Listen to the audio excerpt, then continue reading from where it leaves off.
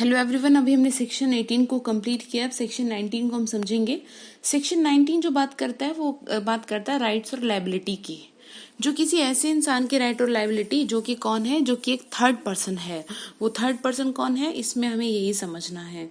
तो इसको एक एग्जाम्पल से समझते हैं। ये एग्जाम्पल ये है कि जैसे कि आपने किसी इंसान को कहा कि मेरी जी इतनी दुकानें हैं और वहाँ से आपको वहाँ से मैं रोजाना किराया लेता हूँ। तो आपने उसके बिहाफ पे कहा कि जी नहीं, मैं आपके बिहाफ पे ना सभी से किराया ले आऊँगा।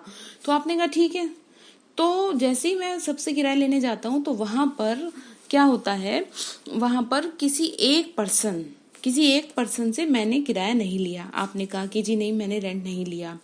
क्यों नहीं लिया आप, मैंने आपसे पूछा गया तो आपने कहा जी उसका तो जो रेंट है वो अभी ड्यू ही नहीं है, अभी तो टाइम ही नहीं आया, अभी तो उसकी डेट ही नहीं हुई कि जब उसको मतलब किराया देना होता है।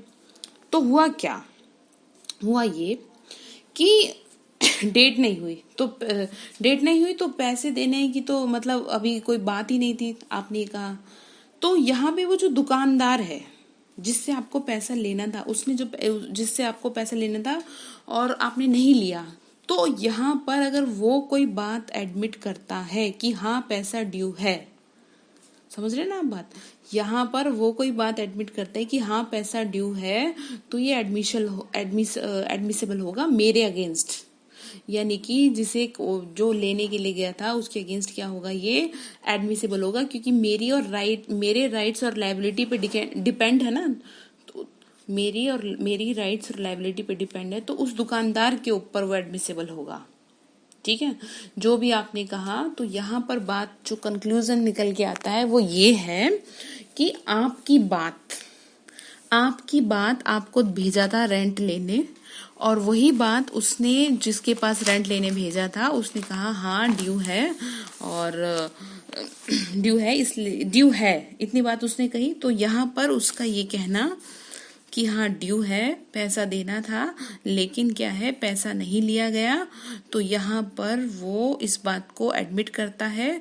तो यहाँ पर वो एडमिसिबल होगा मेरे अगेंस्ट, यानी जिसने क्या नहीं करी, पैसा नहीं लिया, जो उसकी राइट्स थी, जो उसकी लायबिलिटी थी, उसको नहीं किया। तो चलिए अब सेक्शन की डेफिनेशन को पढ़ते हैं।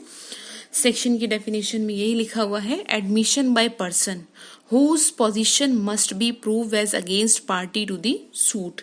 यानी कि उन व्यक्तियों द्वारा एडमिशन जिनकी स्थिति वाद के पक्षकारों के विरुद्ध साबित की जानी है, यानी केस के पक्षकारों के विरुद्ध साबित की जानी है। अब यहाँ पर बात क्या थी, यहाँ पर केस किस पे था, ए पे, और ए ने केस किया था बी पे। तो यहाँ पर बात किसके अगेंस्ट जाएगी, सी के, जिसको भेजा गया था किराया लेने के लिए। तो अब थोड़ा सा और समझ लेते हैं। Statement made by a person whose position और liability it is necessary to prove as against any party to the suit. It means वो स्टेटमेंट जो उन व्यक्तियों द्वारा किए गए हैं जिनकी वाद की किसी पक्षकार के विरुद्ध स्थिति या दायित्व को साबित करना आवश्यक है, वो एडमिशन होंगे। ठीक है ना। यहाँ पे जो सी जो था वो लाइबल था उस चीज के लिए, यानी उसकी लायबिलिटी थी। यदि ऐसी स्टेटमेंट ऐसे व्यक्ति द्वारा या उन पर लाए गए वाद में से किसी स्थिति या दायित्व के संबंध में ऐसे व्यक्तियों के अगेंस्ट है तो वो रेलिवेंट होगी, यदि वे उस समय किए गए हो जबकि उन्हें करने वाला ऐसी स्थिति ग्रहण किए हुए हो या ऐसे दायित्व के अधीन हो। इट मीन्स इंग्लिश में देख सकते हैं, if such statement would be relevant as against such person in relation to such position और liability in a suit brought by against them, and if they are made किसके against, उस third party के against जिसको कहा गया था उस चीज को करने के लिए। अब इसमें जो मेन लिखा, इसमें इलस्ट्रेशन लिखी है उससे पढ़ेंगे तो अब जो मैंने आपको इलस्ट्रेशन वो बताई वही चीज है ये, कि वो केस करता है उस पे किस चीज के लिए, रेंट के लिए। ठीक है ना। अब इसमें जो समझने की बात है वो ये है, this section is based on the principle then when the right और liability of a party to the proceeding are based on the liability of third person, the statement given by third person shall admissible and admission. It means उस third party ने जो भी कुछ कहा वो किसके against हो गया, वो सी के अगेंस्ट हो गया। सी इट मीन्स जिसे भेजा गया था किराया लेने के लिए, यानी मेरी राइट और लायबिलिटी पे डिपेंड है। उस दुकानदार के ऊपर वो एडमिसिबल होगा, यानी कि मेरे अगेंस्ट होगा, मेरे अगेंस्ट होगा ना, क्योंकि मेरे को करना था। तो section 19 is about a person whose position is in dispute whether और not be the party of the proceeding. अब भले ही चाहे वो यहाँ पर क्या है, पार्टी है सूट की या नहीं है, ठीक है ना। वो वैसे थोड़ी था, पार्टी थोड़ी था उस सूट की, वो तो क्या था, वो तो खाली ऐसे ही कह रहा था कि जी मैं किराया आपका ला देता हूँ, ठीक है ना। तो अब सेक्शन 20 क्या बात करता है?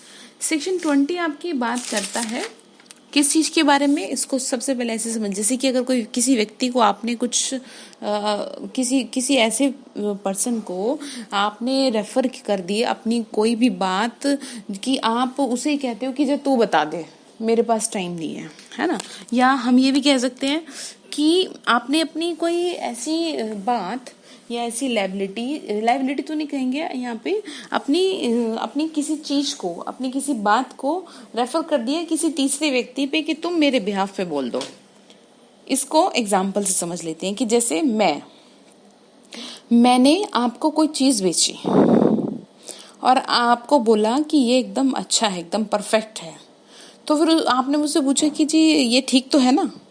तो मैंने क्या कहा, मेरे फ्रेंड से जाके पूछ लो, वो आपको एकदम वो आपको बताएगा। तो मेरे जो फ्रेंड है उन्होंने कहा कि हाँ ये तो एकदम बहुत फर्स्ट क्लास चीज है।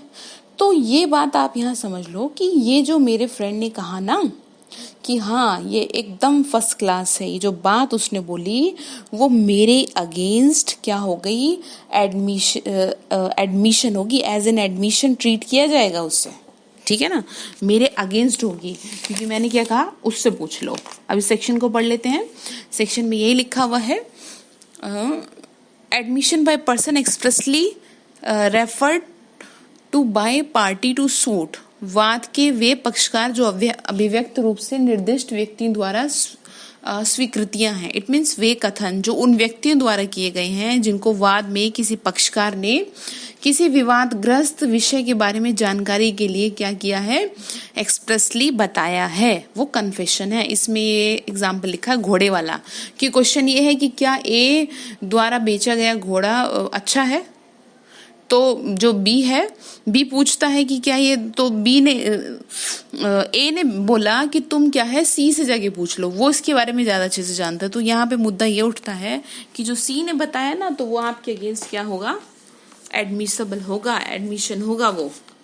अब यहाँ पे जो समझने की चीज है वो ये एक और है कि under this section also only one person, referred person may make an admission. यहाँ पे बात आ रही है वन पर्सन की। एक केस था हीराचंद कोठारी वर्सेस राजस्थान। इस केस में क्या हुआ, सुप्रीम कोर्ट ने कहा कि सूचना यानी कि इंफॉर्मेशन शब्द के अर्थ को स्पष्ट करते हुए सेक्शन 20 में जो सूचना शब्द इस भाव से नहीं समझा जाएगा कि पक्षकार कोई ऐसी चीज जानना चाहता है जिसके बारे में उनमें से किसी को कोई ज्ञान नहीं था। यहाँ पे बात ये कह रहे हैं, इसको इंफॉर्मेशन नहीं कहा जाएगा। जहां किसी प्रश्न के संबंध में कोई डिस्प्यूट हो और कोर्ट को इस मुद्दे पर जानकारी की आवश्यकता हो, तो वो क्या करेगा, उस वन पर्सन द्वारा जो भी उसने स्टेटमेंट दी सेक्शन 20 के अंदर उसे ऐसी सेक्शन 20 के अंतर्गत ऐसी होने पर भी सूचना होगा। यानी कि जो भी उसने इन्फॉर्मेशन दी उसको सेक्शन 20 के अंदर सूचना माना जाएगा। इस सेक्शन में यहाँ पर यही बताया गया है। आई होप ये आपको क्लियर होगा, बाकी हम नेक्स्ट क्लास में करेंगे। आपको इसमें जो आपको एग्जाम के पॉइंट ऑफ व्यू से याद रखना है वो आपको याद रखना है, सेक्शन 20 जो बात आपसे कर रहा है वो ये बात कर रहा है, इसको ऐसे ध्यान रखना आप, जैसे कि आपके और आपके बेस्ट फ्रेंड के बीच में कुछ डिस्प्यूट होता है और आपके घर वाले बीच में आ जाएं और कहें कि भाई इनके बीच में कुछ था क्या, तो यहाँ पर उनका ये कहना कि इनके बीच में कुछ था या कुछ लड़ाई थी, पुलिस वाले आपके घर वालों से पूछें तो यहाँ पर आपके घर वालों का जो एडमिशन है वो एडमिसिबल होगा, कि वो ये कहेंगे कि जी हाँ इसकी इससे दुश्मनी थी, ठीक है ना, या नहीं ये तो बहुत अच्छे दोस्त थे। कोई भी स्टेटमेंट देते हैं, अच्छी देते हैं, बुरी देते हैं, तो यहाँ पर उनकी स्टेटमेंट आपके अगेंस्ट एडमिसिबल होगी। सेक्शन 20 आपका 18, 19, 20 क्लियर हो गया। आप इसको बेरेक से देखेंगे तो आपको अच्छे से समझ में आएगा। Thank you so much.